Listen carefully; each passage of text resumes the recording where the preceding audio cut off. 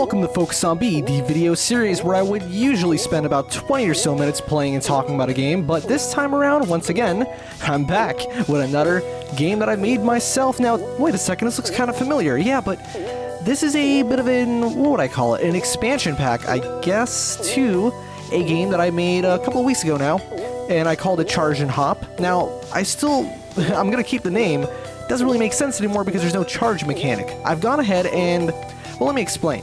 So, while I was playtesting the original version of Charge and Hop, I made a little bit of placeholder level design just to figure out how I want the character to control, right?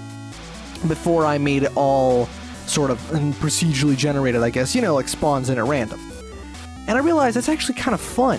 I enjoyed playing the game in that form. I went ahead and finished it the way I intended it to be with the randomly spawned levels, but I was like, what if I made a version that actually had custom-built, normal hand-built levels, right? So I went ahead and came up with a bunch of level themes. I'm not going to show any of them right now. I want you guys to go and actually play the game and see what they're like. They're not like anything super original, kind of cliche, but still, you know, I'm not going to play any extra music. I will specifically use music from my other games for the background music here, just so you guys have to actually go and play the game to hear the cool music that I wrote, because I'm actually really freaking happy with the soundtrack. I wrote this, like, absolutely crazy, like this accidental Christmas ballad for one of the stages. Well, there you go, I gave it away. There's a snow theme, of course, and snow means Christmas, in 3/4 and F major and everything, because I've heard from some musicians that F major is like a holy key or something, or maybe I'm thinking of E flat. Whatever, no one cares. What I want to showcase here is basically how I modified the game in order to make it work with this new style. So, for one, obviously I no longer have a main script because I don't really need one. It's good practice to have one, but I didn't need one for this game because I'm no longer spawning the platforms. They're all right here. And how do they handle the different platform types? Well, I'm only going to show one of them, which is there it is right here, the super jump platform from before. This time you can only activate it. Actually, no, there was never a super jump platform. What the hell am I talking about? I think there was gonna be one, but then there wasn't. Whatever, development hell. Anyway, now we have one, as you can see right here, right? What does it do? You step on it, and it gives your character the ability to super jump. So if I go here, I got a whole ton of variables now. I got the alive variable, ever so useful. Super jump, there it is. So, what I have underneath my character is a bunch of nodes, a bunch of area 2D nodes.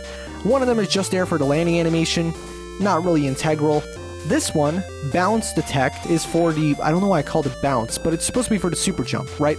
So what it does is, it's only checking for layer 4. This guy exists on layer 4. So, you touch that thing, and all of a sudden, you can super jump. So let's go ahead, go over here, super, there it is. Super jump. That is for the activation of the ability, actually. There it is. On bounce detect, super jump, true. And if you're not there, if you're not on the platform, well, you can't jump then. Oops. What is this double jump? Huh. Well, later on in the game, I'm not going to show them how they work here, but I'll show you how I did them, though, just for the sake of knowing. But basically, later in the game, you're going to be introduced to platforms that let you double jump. So you step on it, and your character, as you can see right here, will turn blue. What I did was I just took out all of the color values apart from... Well, actually, I took out the red color value, right? So if double jump true, you have no red in you, and you have a little bit of the rest of the colors, so it's like he appears kind of cyan-ish. It looks a little better that way. And there's also a dash, right? But hold on, let's go back to how I did the double jump. So obviously, you step on the platform, and now you can double jump. This variable, double jump, becomes true. So now let's go ahead over here. And double jump was super easy to program because what I usually do to make the player jump is I check whether or not the player is on the ground, right? So if I go over here to jump, as you can see, if they're on the floor and if they're alive, obviously, because when they're not alive, I don't want them to be able to jump. Well, what I've done here for the super jump is first, no, not the super jump, the double jump. Where is it, you stupid? There it is, double jumping. So now if you press the jump button, and double jump is true, and you're not on the floor. You can't be on the floor to do this. What happens is you get a jump, obviously, that's your jump. Then it plays the jump sound again. It plays the jump animation again.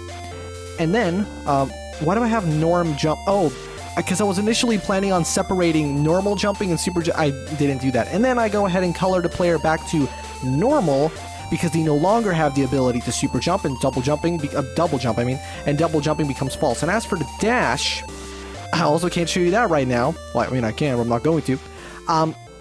what it does is it makes the player yellow, right? I've got this color palette thing going on right now, so it's like everything is color-coded. So, for example, there it is, dash becomes true when you land on a dash platform, which exists on layer 5. Now I'm going to go back over here to... where is it? This is my pause function. I'll talk about that in a bit, because this is the first game I've ever made where I actually paused the game. There it is, dash. So if you hit the dash button and you're not on the floor, you can't be on the floor to dash, and you're pointing to the left, this is the left as far as the game is concerned, then it'll play the dash sound effect that I made. It'll very rapidly move the player's position in the opposite direction. Basically, not in the opposite direction, but what I mean is negative values means going to the left, right? And positive means right. And then you can no longer dash, so you can't just spam the air dash like in my first game. Remember that? I can't believe I didn't try and like fix that. I mean, I designed the levels around it, but whatever. And then, what is this? Oh, this is for when you're going to the right. So if dir is 1, which means that you're going to the right, does the same thing, except it's positive instead of negative, as you can see. And that's basically how I handle the dash. And then, of course, I make the player normal colored instead of yellow. I make them yellow. And now here's the thing I'm actually, weirdly enough, most proud of, which is the pause button. Now, Godot, I believe, has a built-in pause function to stop processing, but I didn't want to use that because I thought that it would break something with the music. I don't know, I was worried about things happening. So instead, what did I do? I just programmed it myself.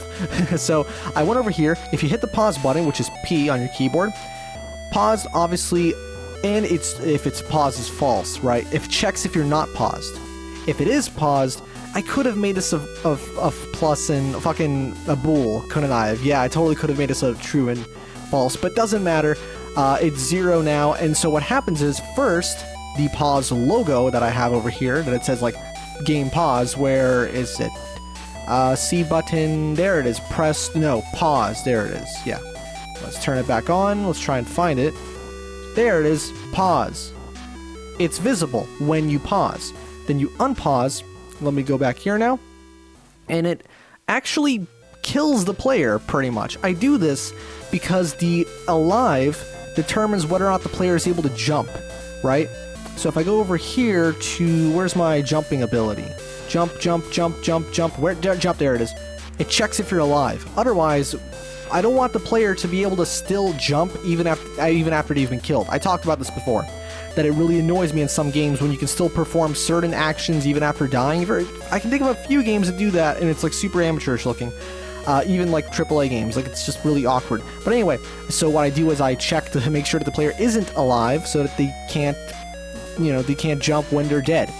Then I disable the scroll speed. I recently learned that you can actually access nodes and their own variables outside of the current script. So I can just go ahead, I have a scroll speed set on my camera. If you watch my last video, you can see my last video on one of my own games, that is.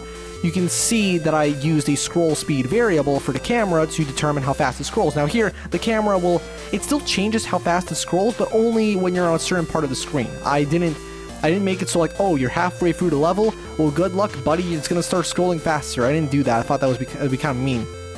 So it does that. It disables the camera scrolling. It waits a little bit. It waits, and then it makes pause true.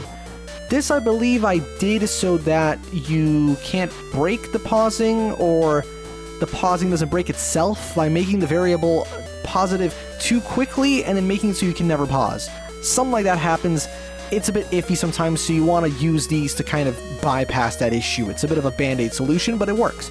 And then in order to unpause, it just goes again. It checks if you are paused with the 1 over here, goes ahead and disables that, sets the scroll speed back to what I decided to set it to. It went through a couple revisions. It was originally going to be a little faster, I think. Then I made it too slow. Then I fixed that. Give a little bit of a heads up, a little bit of a pause, and then it unpauses, you're alive again, and you can go back to playing the game. What else? What else is interesting that I want to show off? The collectible. I did a little Rayman Origins. So you know how in Rayman Origins, and I believe in Legends too, you have to actually live for a couple seconds after getting the collectible, the big coin, before you can actually pick it up. Otherwise, it doesn't count. Well, I realized, a lot of my players, a lot of them, like the 2 guys that'll play the game, but thank you, whoever actually plays this game though, will just be able to fucking throw themselves into the pit and die but still get the collectible, then that's shit. I don't want that in my game. So I decided I'm going to first, here's what's going to happen. I start a timer for 1 second, and when that timer runs out, first it checks if the player is still alive. And only then does it make the collect yes, which is basically I have the collectible, as you can see right here, I have it grayed out, and then it becomes colorful, right? That's how I indicate whether or not you've collected it. And so only then will it be collected. Otherwise, if you die, it stops the timer. And here, I had a little bug that I encountered. I literally fixed it right before I exported the game to be released. What happened was the player could collect the thing, die, and it would come back. So this time, what I do is I check whether or not you've collected it, because this right here is a pretty surefire way to know that you've already collected it. So I just check whether or not the collect yes is visible.